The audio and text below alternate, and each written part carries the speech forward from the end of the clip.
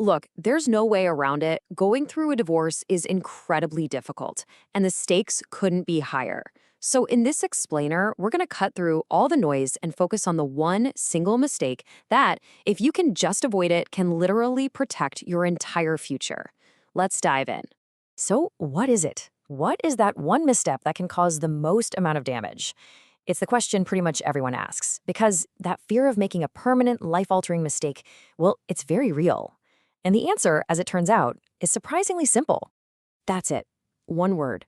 The single biggest mistake you can make is letting raw emotion drive your decisions. We're talking about anger, hurt, fear, or even that desperate desire to just get it over with. It's totally understandable to feel that way, but man, is it destructive. So here's where the rubber meets the road. It's this fundamental battle between making choices based on how you feel right now in the heat of the moment versus what's actually going to serve you, your finances and your kids, in the long run. And trust me, those two things are almost always fighting each other. This slide just lays it out so perfectly, doesn't it? On the left, you've got that emotion-driven path. It's all about revenge, rushing things, trying to win the fight. And yeah, it might feel good for a second, but it just leads to chaos. But on the right, you've got the future-focused path. It takes discipline, for sure, but that's how you build a real, secure future for yourself. Okay, I know that all sounds a little abstract, so let's bring it down to earth. How does this emotional decision-making actually show up day to day? Let's look at how it builds into some really common and totally avoidable behaviors. Here are the classic red flags. Seeking revenge? All that really does is rack up legal bills and guarantee that everybody loses. Rushing to sign a deal might feel like a huge relief, but you could be locking yourself into a terrible financial spot for years. Fighting over the couch? Come on, it's never about the couch. It's about emotion, and it's an expensive distraction. And using your kids as leverage, that is a line that causes lasting damage, and by the way, the courts absolutely hate to see it. And make no mistake, we're not talking about minor missteps here. The consequences of falling into these emotional traps are serious, and they can follow you for years, maybe even decades. This is where we really need to pay attention. When you're being driven by emotion, you're not looking at the spreadsheets, the assets, the hidden debts, the retirement accounts. You're flying completely blind. On top of that, courts have very, very little patience for irrational or vindictive behavior. And maybe most important of all, once you sign that settlement agreement, it is practically carved in stone. Trying to change it later is an absolute nightmare.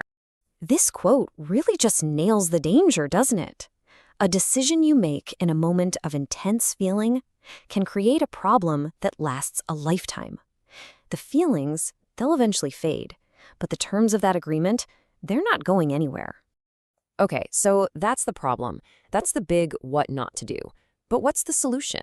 How do you actually shift out of that emotional state and into a strategic one? Well, the good news is there's a clear action plan that you can follow. All right, here it is. This is your roadmap to a much better outcome. It's a 4-step plan. Number 1, get crystal clear on your financial reality. Number 2, use professionals strategically. 3, keep the kids out of it. And 4, pause before you react. Now, these sound simple, but they take real focus. Let's dig into the first two. Seriously, this first step is completely non-negotiable. You can't possibly make a good deal if you don't know all the facts.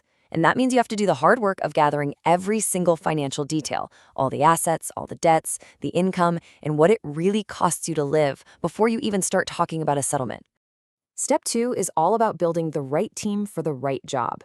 Your lawyer is there for legal strategy, not for emotional venting. That's what a therapist is for.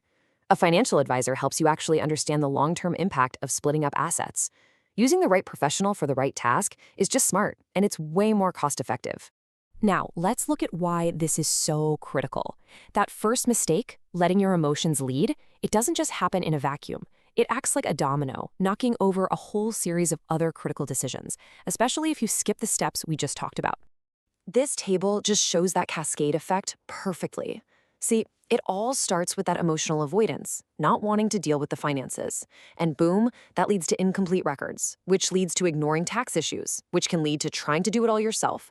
And that last one, venting online or withholding visitation, that's directly tied to step 3, keeping the kids out of it, which often gets forgotten in moments of anger. You can just see how one mistake triggers the next and the next. So how do you stop that domino effect before it starts? This brings us right back to step 4 of our plan, that crucial pause before you react.